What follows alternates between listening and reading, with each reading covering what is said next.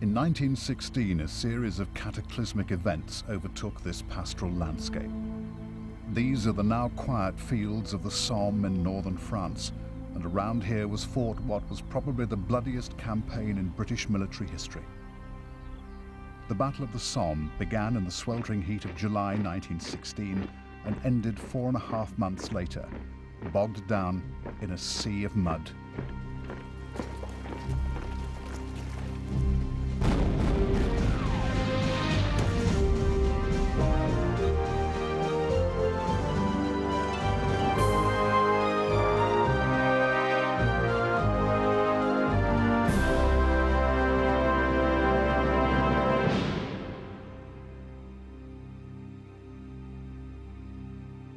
When war was declared on August the 4th, 1914, the Minister for War, Lord Kitchener, asked every man to do his duty. In response, more than 1 million men volunteered. The Battle of the Somme would be unique in the way it brought the nation's youth together. The country was caught up in a wave of patriotic fervour. Everyone wanted to be part of the war that would be all over by Christmas. In the first 3 months of the war, some 52,000 northern miners joined up. This despite the fact that the industry was a reserved occupation, exempting them from military service. They were tough young men, the backbone of the British labouring class, used to hardship and ready for anything. Men from all walks of life joined up, and for many reasons, some for patriotism, others for the grand adventure. But for a great many, it was simply to escape poverty and the drab routine of working-class life. Together, they formed the nucleus of Kitchener's new volunteer army.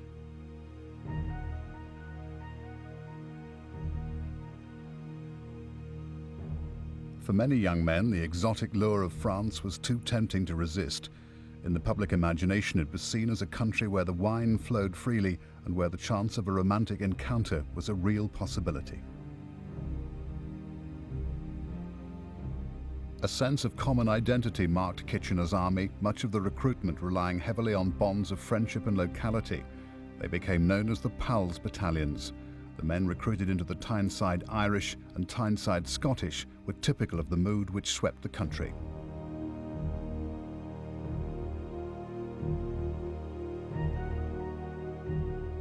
The Tyneside Scottish had appealed for anyone with a claim to Scottish ancestry to come and join their ranks. They were granted the right to wear Glengarry bonnets and to maintain a pipe band. Their motto, harder than hammers. The enthusiastic volunteers who made up the Pals battalions were soon incorporated into the existing old county regiments. There was a chronic lack of equipment and ammunition for the new recruits, and only a handful of retired officers and men to train them, much of their knowledge and methods out of date. Regular and territorial units had suffered heavy casualties in the first few months of the war, and the men of the new army were now needed urgently for duty at the front. The men presented an inspiring spectacle as they swung down the roads, all in the best of physical condition, marching with a fine spring. We had a ripping crossing. We came on 3 boats. We had a great send-off and a great reception. Cheerio, I'm coming back all right. Anyway, I have that feeling. The frontline trenches now ran from the North Sea to the Swiss border. In an attempt to break through, the Allies planned a joint offensive on the Somme for the summer of 1916. But in February, near the city of Verdun, the Germans attacked in great strength. This meant the Somme would now be a mainly British attack, with the town of Bapaume as their main objective. As far as the French were concerned, political and military, it's going to be the first time when the British play a proper, fair share of the burden of fighting on the Western Front. And that could only be where, geographically, where it would be most useful to the French, immediately adjacent to them, a circumstance which would be much more under the control of the French than if an assault, a major offensive, were to have been launched in Flanders. And the fact that it's accelerated by Verdun, or made still more necessary by Verdun, should not obscure us from understanding that it's part of the First World War's first great Allied offensive. The Somme is a quiet agricultural area of northern France. Here, the sites of many dugouts and trench lines can be identified by the chalk marks that still scar the fields. Till now, this had been a relatively quiet sector of the front. The French had occupied the trenches here with only an occasional skirmish to disturb the peace.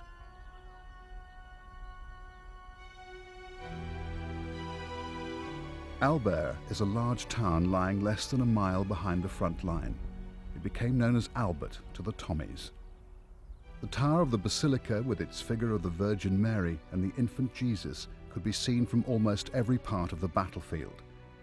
It was used as an observation post by the British and was constantly shelled by the Germans, leaving the figure hanging at a precarious angle. The troops who marched beneath the Virgin's outstretched arms had a saying that when she fell, the war would end.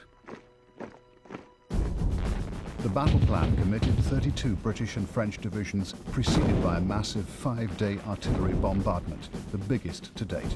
1,537 British guns and 100 French 75mm had poured 1.5 million shells onto the German lines. Bad weather had delayed the start of the attack for 24 hours, which meant that the final barrage was less than had been planned. The attack would launch 100,000 British troops in an assault along a 13-mile-long front. There was to be a diversionary assault on the village of Gommecourt in the north, but the main assault would be further south, centered on the line of the Albert to Bapaume road. The Germans had spent 2 years perfecting their defenses. They had deep, shell-proof dugouts bristling with hundreds of carefully sighted machine gun posts. The problem the British faced lay in the fact that they didn't have enough heavy guns to destroy them. The poet Siegfried Sassoon watched the bombardment of the German trenches. It was a struggle of giants hurling thunderbolts. One couldn't imagine anything living in that hell. Near Albert, at the village of La Boiselle, there was a major breach of security on the eve of the attack, June the 30th. Contrary to direct orders, a Tyneside Scottish staff officer telephoned a good luck message to the battalions in the front line. This was to have tragic results. The message was intercepted by a German listening post. They now knew the Allied attack would come the following morning.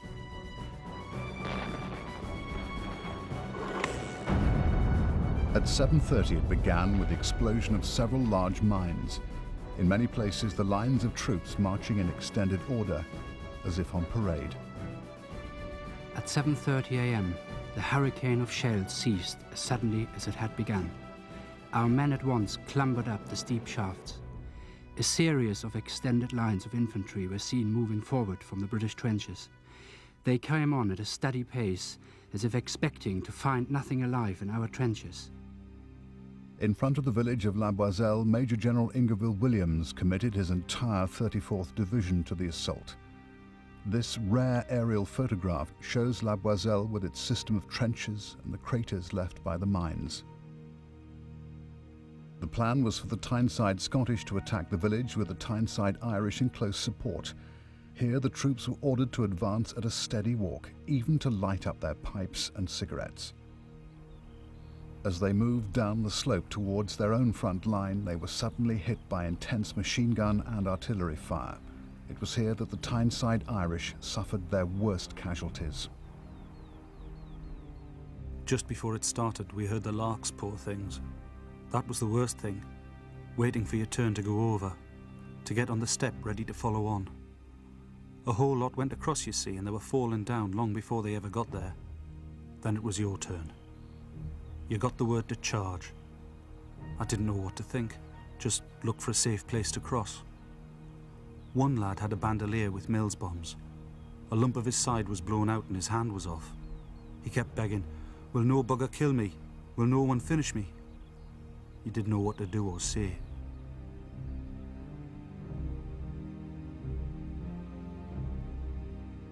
Keeping in line in extended order, men began to fall one by one.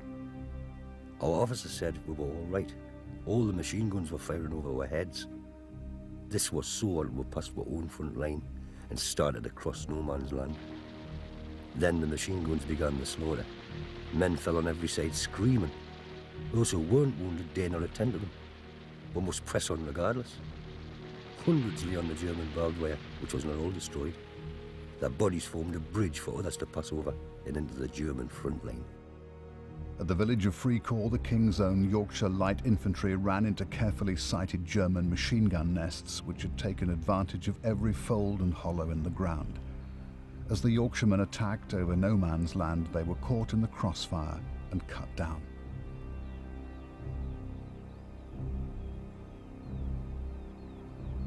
Directly in front of Fricourt, a particularly tragic event was to be played out. The 7th Green Howards were ordered to hold their ground, but at 7:45, Major Ralph Kent defied his colonel's orders, leading A Company into the attack. Of the 140 men who went over the top, 100 became casualties, most within the first 20 yards. Kent, who survived the attack, explained his actions by saying that there were times when an officer should anticipate orders, and that this had seemed to him to be one of those times.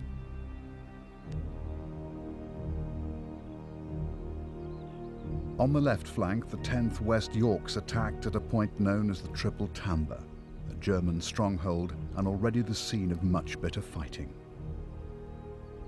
2 waves of the West Yorks passed beyond the first lines unhindered, but they failed to clear out the remaining Germans. As they moved past, the enemy emerged from their dugouts and opened fire on them from behind. Caught between the guns, the West Yorks suffered 710 casualties, the worst battalion losses in the history of the British Army. Among them was the poet Victor Radcliffe. For tiny hopes like flowers of spring will come, though death and ruin hold the land. Though storms may roar, they may not break the wing of the earthed lark, whose song is ever bland. Fell year unpitiful, slow days of scorn, your kind shall die and sweeter days be born. The day had gone badly.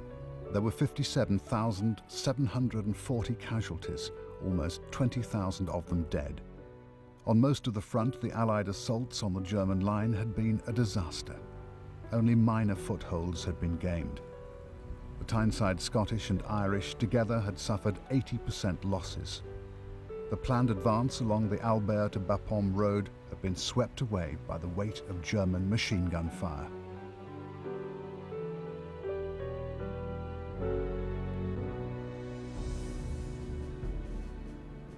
Following the catastrophic losses of the 1st of July, the only Allied success was in the southern sector of the Somme front. At the village of Montauban, the British, with the help of French artillery, broke through the German line. This was achieved by 2 divisions of the 13th Corps, who seized all their objectives, taking the village by the end of the day. General Congreve was confident that they had the Germans on the run from Montauban. He requested permission from his chief, General Rawlinson, to continue the advance, and not for the first time. This was refused.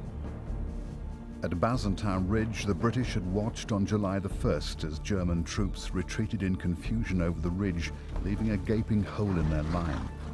This gave the cavalry the opportunity to pursue the Germans as had been planned. But instead, Rawlinson stood the cavalry down at 3:30 that afternoon, allowing the enemy time to escape. He ordered Congreve not to advance, but to stay put. It's argued that Rawlinson's failure to exploit the successes of the right flank was a blunder which cost thousands of lives. Though the Allies now held Montauban, they faced difficult terrain between their position and the Germans up on Bazentin Ridge. From their defensive positions, the Germans could command a clear view of the British movements. Behind their front line, they'd taken advantage of the so-called horseshoe of woods. The British would now have to attack the German flanks, the village of Contalmaison on the left and Trones Wood on the right. These objectives would have to be taken if a breakthrough was to be achieved. Here in front of Contalmaison, Lieutenant George Butterworth, fighting with the Durham Light Infantry, took part in the attack. Friend of fellow composer Ralph Vaughan Williams, he was considered one of the greatest talents of his generation. Nearby, Siegfried Sassoon, known to his men as Mad Jack, led a grenade assault on Quadrangle Trench, a notorious German stronghold. I went across from our bombing post to where Wood Trench ended, as there was a Boche sniper. The others fired at the parapet, so they didn't see me coming. When I got there, I chucked 4 Mills bombs into their trench, and to my surprise, 50 or 60 ran away like hell into Mametz Wood.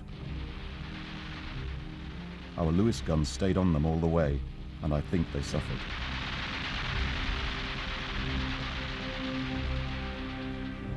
At Bailiff Wood on the 9th of July, Lieutenant Butterworth led his men against the German machine guns in Contalmaison. A desperate bombing fight followed. For his part in the action, Butterworth was awarded the Military Cross. Next day, the wood was used as a jumping-off point for attacks against Contalmaison by the 17th and 21st Divisions. It fell the following day.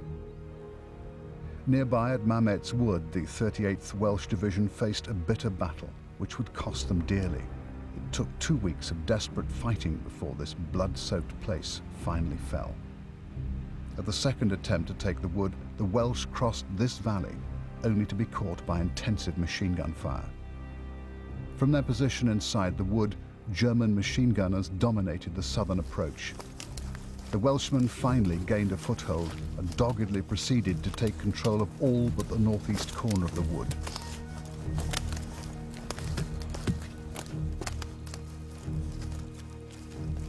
General Rawlinson realized that if a success was ever to be achieved on the Somme, the German second-line defenses crossing the Bazentin Ridge at the top of this valley had to be taken, and quickly. He now ordered in heavy artillery and thousands of fresh troops. They had to negotiate the newly won ground under intensive enemy fire, christening the place Happy Valley with the true sense of soldierly irony.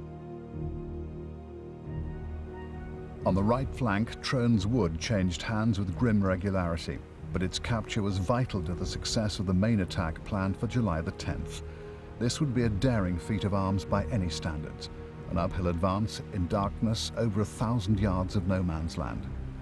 The Commander-in-Chief, General Haig, knew it was risky, and his doubts increased when informed that part of the wood was still in German hands. The French were also doubtful, causing the main assault to be postponed for 4 days. The German commander, General Sixt von Armin, used the time to reorganize his men. He planned to launch a major counterattack, hurriedly bringing in several divisions of elite stormtroopers drafted in from the Verdun front. It was now that the German commander-in-chief, General von Falkenhayn, issued a chilling order, one destined to shape the course of the battle. The enemy must not be allowed to advance except over corpses. Not an inch of ground was to be yielded to the British without a counterattack. On the morning of July the 14th, here along the foot of Bazentin Ridge, 4 British divisions assembled in total darkness, as near as possible to the enemy trenches. Then came an intense 30-minute hurricane bombardment. This time the Germans had no warning of the attack. British gunnery was fast improving, and the troops were close enough to rush the German trenches. At 3:45, 22,000 Allied troops left their assault positions in no man's land and headed for the German line on the Bazentin Ridge. The assault was an unqualified success. The ridge was taken with a minimum of British casualties. The captured ground included what became the famous Crucifix Corner. A shell-scarred statue still stands, having survived this attack and several later battles. The next objective was Longueval village. Its capture was vital if any further advance was to be made on the right flank. It was the Scots of the 9th Division who'd been given the job of taking the ruins. They attacked up this track to reach Longueval, pushing the Germans before them. The cavalry were now ordered to spearhead the advance beyond the Bazentin Ridge, but strangely the infantry were then forbidden to pursue the retreating Germans from the key position of High Wood. At this stage, the British could have occupied it, but missed another golden opportunity. The cavalry were in fact losing valuable time as they negotiated the trenches and shell holes around Montauban. Their delayed arrival allowed the Germans to regain the initiative and filter back to retake it. Later that evening, the cavalry squadrons of the 10th Deccan Horse and the 7th Dragoons prepared to take the wood. In support was an infantry battalion of the Queen's Regiment and the South Staffordshires. But as they advanced over this open ground, they were caught by heavy German machine gun fire from the edge of the wood. The attack failed, and with it the hope that High Wood could be taken quickly. It would take another 2 months and many thousands of lives before it was captured. The failure also heralded the demise of the cavalry as an effective fighting force when pitted against the weapons of 20th century warfare. At Longueval village, the South Africans of the 9th Division had succeeded in chasing the Germans out of Delville Wood. They included a unit of the South African Scottish, some of whom had fought against the British in the Boer War. Now they fought side by side. Allied attempts to dig in around the edge of the wood were frustrated by tree roots, frequent German shelling and counterattacks. At this stage, the Germans reinforced their lines with yet more troops and powerful artillery. The Allies were soon to get a taste of their devastating firepower. The German plan was simple. At one blow, a wedge was to be driven between the British and French in the area between Delville Wood and Trones Wood. The first step was to oust the British from Longueval village and Delville Wood. On July the 18th, British soldiers in Longueval managed to link up with their South African comrades. But their triumph was short-lived. At 8 o'clock, the enemy guns opened up, and the Longueval sector was subjected to intense and unrelenting shell fire. The German frontline troops watched the destruction.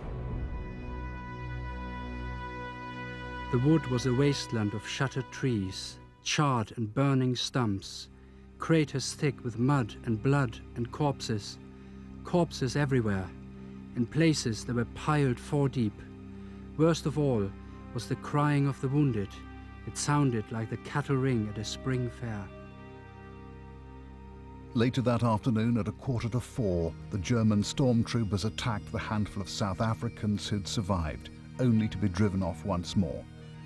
Meanwhile, the surviving Scots of the 9th Division, though hungry and desperate, were far from defeated. They charged down Longueval's main street in wild pursuit of the Germans, who outnumbered them 4 to 1. Not for nothing did the Germans call them the ladies from hell. By nightfall, the line had stabilized in the Longueval sector. The brave stand by the 9th Division in Longueval had probably saved the entire campaign. As they were relieved, the enormous price they'd paid became clear. They'd suffered more than 7,500 casualties, among them the South African Brigade, which had lost 2,200 dead out of a force of 3,000. The Battle of the Somme must claim many more thousands of lives as it ground on for a further 4 months. It had now become a war of attrition. In the days long gone by, when the 1st SAI took part in a battle arboreous, mid Delville Wood's trees, with the vertical breeze, I don't recollect feeling glorious. When a pal fell down dead, with no top to his head, we may have used language censorious. But whatever we said, as we looked at our dead, I'm certain we never said glorious. Put plainly, Haig's policy of attrition now called for the simple expedient of killing as many of the enemy as possible, this by throwing huge numbers of men against the German lines. Ultimately, whoever sustained the least casualties would succeed. It was a grim prospect for the remaining months of the war. The sun is setting over Albert. Banners of the richest and palest hues float out. They ravish the eye and melt the heart. I turn from them to look over to the east. All along the horizon, gun flashes quiver as if some fearful aurora borealis were continually appearing. Every now and then, huge explosions send up pillars of smoke as though the internal fires of the earth had broken through. It is an inferno. Can anything live in that? Heaven on one side, hell on the other. One should not hope to come out of that alive. A long way to Tipperary. By mid-July, 2 weeks into the Battle of the Somme, the British High Command had failed to achieve the hoped-for breakthrough in the German lines. Little ground had been gained, while the casualty lists rose alarmingly. The huge losses meant that many more troops would be needed to achieve the objective of taking the town of Bapaume. Their immediate goal was to take control of the Poitiers-Longueval Ridge and High Wood. In the sweltering heat of July, the fighting took on a new and sinister phase. It would now be a war of attrition. Technology, the state of weaponry at the time, the massed forces of industrial powers arrayed against each other in equal powers, that decreed the way the war was going to be fought, that it would be a mincing machine in which each side would have to attack across an exposed no man's land in order to batter at their defences, reduce their will as well as their men and their material, so that they would give in. That's the role that the British and the French had to play in the First World War.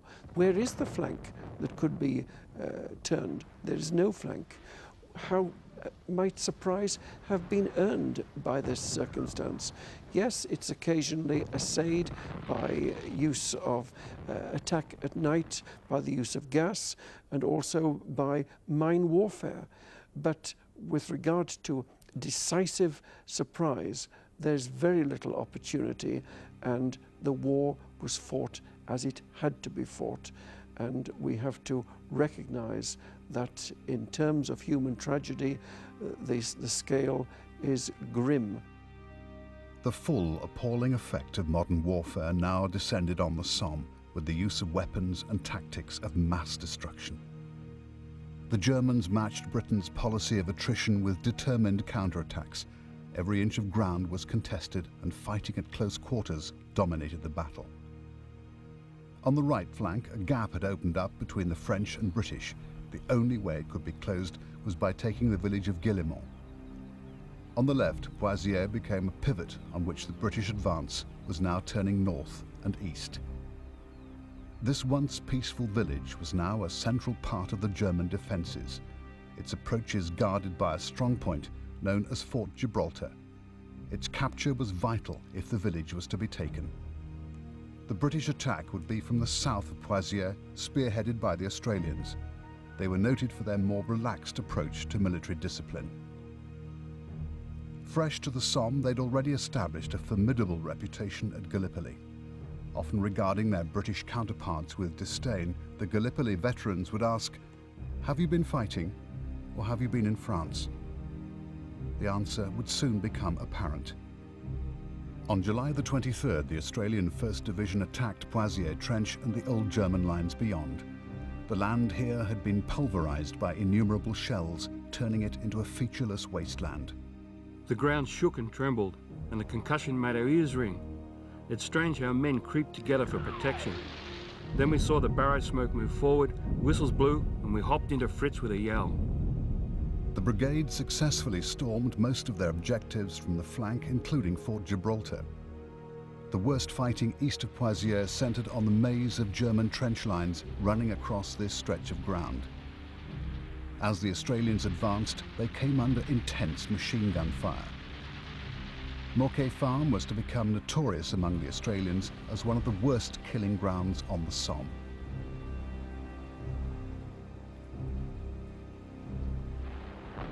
Here, as elsewhere, artillery dominated the battlefield, each side relying on its use to destroy men and defences before an attack.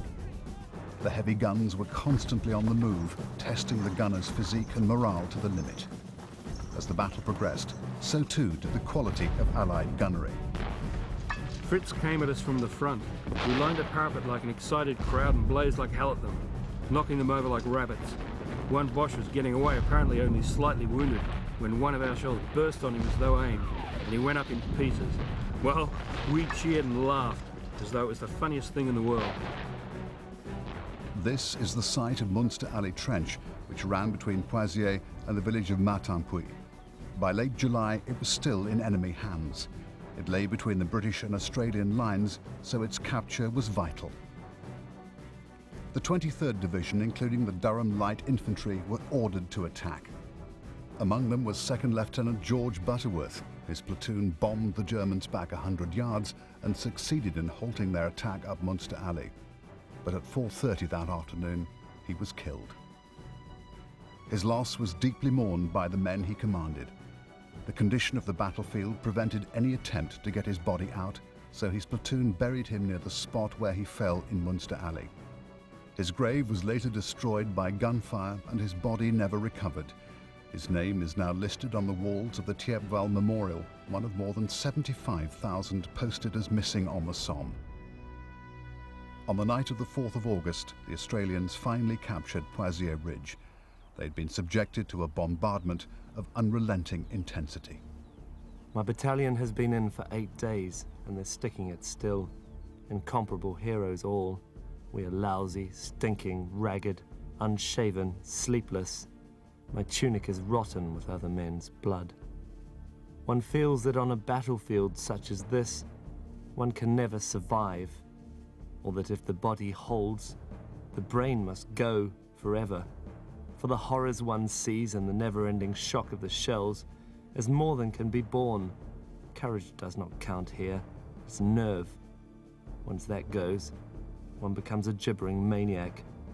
The Gallipoli veterans say that the peninsula was a picnic to this push. Only 40% of the men engaged on the Somme campaign were involved in actual combat. The constant heavy shell fire had caused severe damage to the network of roads. It was an endless task to repair and reconstruct them. The burden of road maintenance fell upon the Royal Engineer and Pioneer battalions. As the front line advanced, so the infantry's demand for ammunition and supplies increased. Big guns had to be moved forward to cover the next advance, an exhausting and difficult business on tracks ill-prepared to stand their weight. At this stage of the battle, many of the troops were now showing signs of fatigue. Any chance to remind themselves of normality was welcomed. Anything to take their thoughts away from the dreadful conditions that surrounded them. As the casualty lists rose, they occasionally provided the less seriously wounded soldiers with the rare chance of home leave.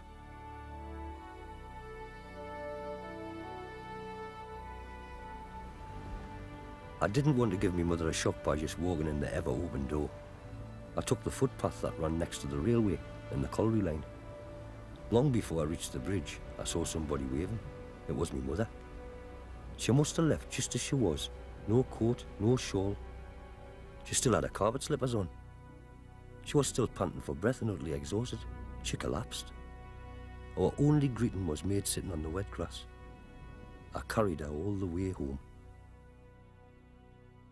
This reunion with normality was often brief, and then it was time to return to the front. The village of Millencourt was a favourite resting place behind the lines for British troops. This graffiti was scratched into a farmyard wall by a soldier waiting to go back into action. It was one of the last evenings before going up again. We assembled in the orchard at dusk. The air was still, and in the distance the rumble of far-off shell fire.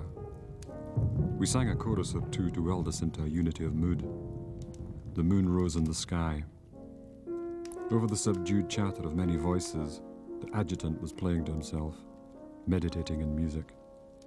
The talk ceased, and men turned from their comrades to listen until there was dead silence. When he had finished, there was a pause for a second or two before the applause began, enough of a gap to show that the listeners had been with him into a foreign land. This is the scene at Guillemont on August the 9th, when the Germans defeated another British attack. During the fighting, Captain Noel Chavasse, a Liverpool Scottish medical officer, went out to search for wounded. It was here in a quarry on the edge of the village that Chavasse sustained a splinter wound in his side. Despite this, he carried a man over 500 yards to safety, winning the first of 2 VCs. He was the only man in the Great War to achieve this distinction.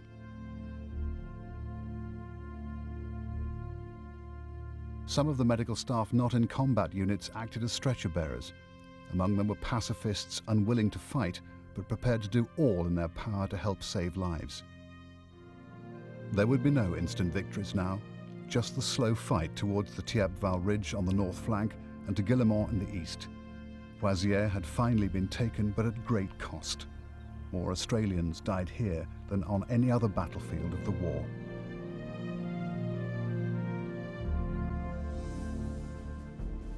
The policy of attrition now became total. Of all the Somme's sinister places, none was more dreaded than the village of Guillemont. Each body was covered inches deep by a black fur of flies which flew up into your mouth, eyes and nostrils. I once fell and put my hand right through the belly of a man. It was days before I got the smell out of my nails. Both sides were suffering as the relentless death and mutilation continued. You can no longer call this war. This is mere murder. All my previous experiences are child's play compared with this massacre, and that is much too mild a description. Throughout August, the battle continued on the left flank beyond the Poitiers Ridge towards Thiepval. Moquet Farm, a German strongpoint known to the attackers as Mucky Farm, stood in their way. The Germans had turned it into a fortress. These aerial photographs, taken only a few weeks apart, show the devastation caused by the British artillery.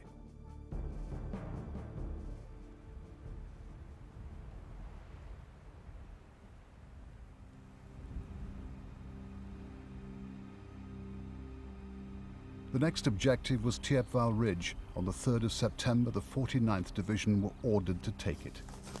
As the troops moved into their assault trenches on the fringe of Thiepval Wood, their orders were to attack a position known as the Pope's Nose, so called after the Protestant 36th Ulster Division had been annihilated here on the 1st of July.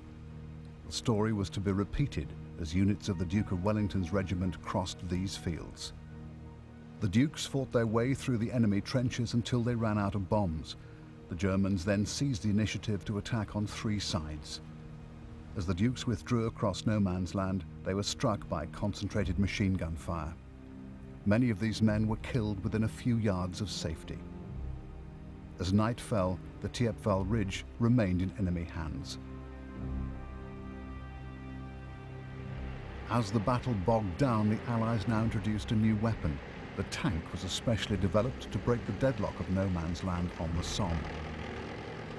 On the 15th of September, the tanks were sent into action along an 8-mile front between Courcelette and Fleur to spearhead an assault by 10 divisions. The tanks attacked from the direction of Poitiers and Delville Wood. Of the 32 tanks to reach the starting point, only 24 actually advanced. Of these, only 9 were of any use. The rest had broken down or got stuck. The 2nd Canadian Division was sent in to attack the trenches around Courcelette, but their progress was halted by Germans in this heavily fortified sugar beet factory. It guarded the approach to the village, posing a major obstacle for the troops. As the situation grew critical, the one surviving tank in the sector came down this road heading towards the now wrecked factory, much to the relief of the Canadians, pinned down in shell holes. The tanks didn't have it all their own way. Moving so slowly, at only 2 miles an hour, they made easy targets for the German artillery. While their effect on the German troops had been significant, the cost in crews had been high. The Germans fought to the death to hold on to Courcelette. Casualty figures on both sides had been appalling. Among them, Private George Ritchie, aged just 16. He was the youngest soldier to die on the Somme. In the 1920s, when this road was being widened, the bodies of more than 300 men were found, testimony to the carnage here. But perhaps the most sinister killing ground of them all was High Wood. Many thousands of men were committed to its capture. Its evil reputation was legendary among the troops.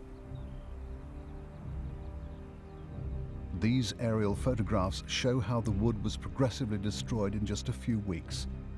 At the northeast corner of High Wood, the Black Watch and Cameron Highlanders had been driven back on the 3rd and the Northamptonshires on the 9th of September. This despite the detonation of 2 huge mines. The craters remain, now filled with water. Of all the woods on the Somme battlefield, no other could match high wood for death and destruction. The bodies of at least 8,000 men still lie buried in its depths. As yet more troops were needed, the New Zealanders were brought in to fill the gaps. Their experiences at Gallipoli had helped turn them into hardened veterans. They were sent into action here, in the area known as the switch line between High Wood and Delville Wood. They proved themselves amongst the most courageous and tenacious of any troops on the battlefield. This is their memorial, standing on the site of the German trenches they fought so hard to take. It was also from here that they watched as tanks left Delville Wood to assault the village of Fleur. Once again, the tanks were effective. One broke through the German defences and fought its way into the village, followed by jubilant British troops. The use of the tanks had caused chaos among the German defenders and proved that at last the stalemate of no man's land could be broken. Next into the line came the elite regulars of the British Army. Guards of the 6th Division were ordered into the attack on the right flank. One of their number was Raymond Asquith, son of the Prime Minister. He was hit and was carried to an aid post where he later died. This battlefield had little respect for class or standing. David Henderson, son of the Labour Party leader, also lay dead, killed fighting with the London Rifles at High Wood. The fighting was far from over. High Command resolved to seize the high ground to the east. They needed to take the Tilloir Ridge and the villages of Morval and Ganchy before the autumn rains. The attack fought over this devastated landscape was launched on the 25th of September and became known as the Battle of Morval. It was considered a great success, with many of the objectives southeast of the Albert-Bapaume road taken. The British would now have to maintain their advantage and attempt to push on towards Ganchy and secure the right flank.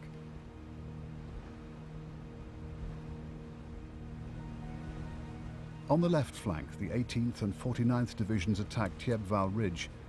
As elsewhere on the front, the devastation here had been quite complete. Moquet Farm had fallen, so had Thiepval Village, but it would take several days of fierce fighting before the Thiepval Ridge was entirely in British hands. There was now evidence that German morale was at a low ebb. No doubt you have heard of the fall of Thiepval. For us, it was absolutely crushing. In my view, every soldier, from private to general, had the feeling that Germany had lost the first great battle. At this stage, the British moved into the low-lying land on the right flank, losing the advantage of the high ground. Some military thinking suggests that this was a mistake which shook the confidence of the troops in the decisions of its command. To add to the general misery, heavy rain began to fall, gradually turning the devastated battlefield into a quagmire. The troops were constantly urged into the attack in an attempt to achieve their objectives before winter finally set in. The advance on the right flank eventually bogged down, while the dubious honour of taking Le Transloy and Guidecourt fell to the Canadians. But the appalling conditions eventually brought the fighting to a halt as weapons and equipment clogged with mud. This was as far as the Canadians got.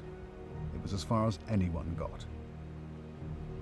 They were also in the front line on the left flank, where they continued their attack north beyond Courcelette.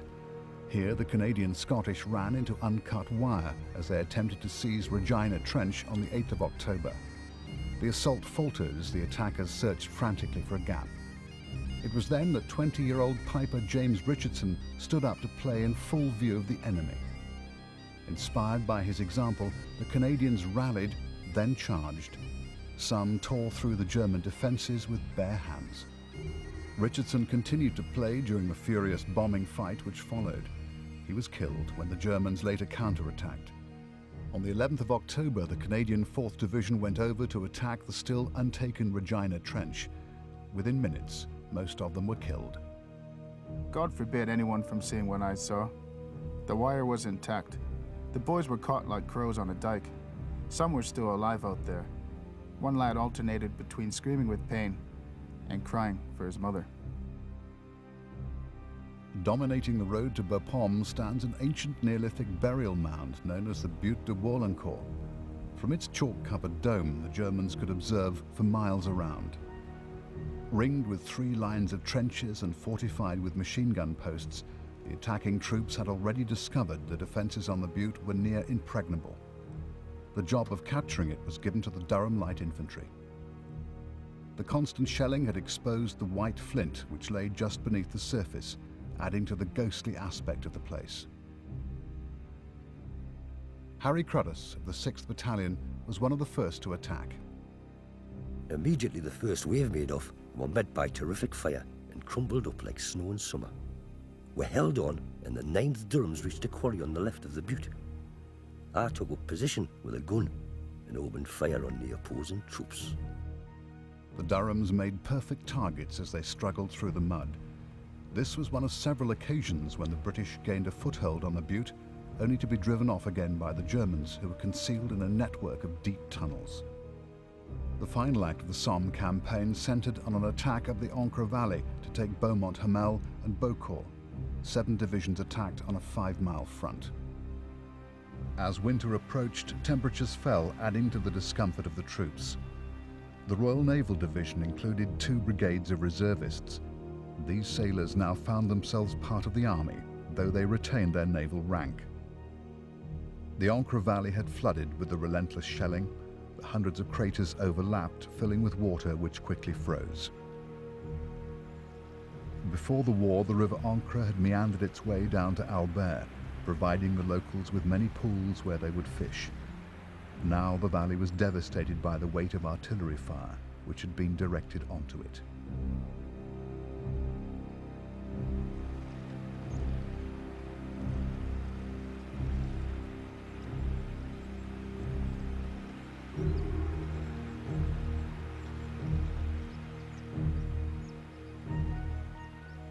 When the Royal Naval Division attacked in front of Station Road, the German machine guns opened up with devastating effect.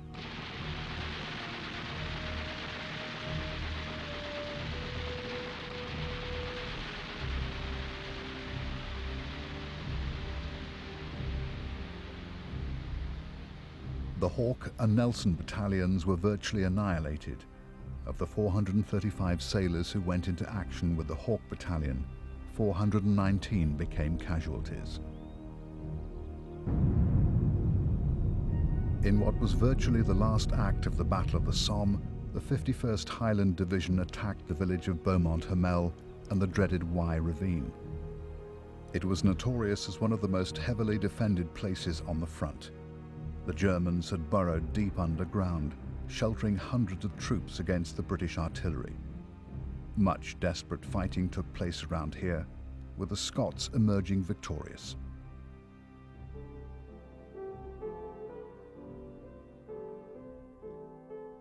With the onset of winter, the fighting on the Somme ground to a halt.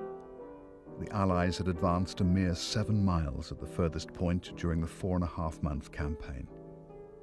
The price was a death toll of more than 1 million men on all sides. Those who survived were exhausted. The German commander, General Ludendorff, admitted his army was utterly worn out. He correctly predicted that if the war lasted, defeat was inevitable.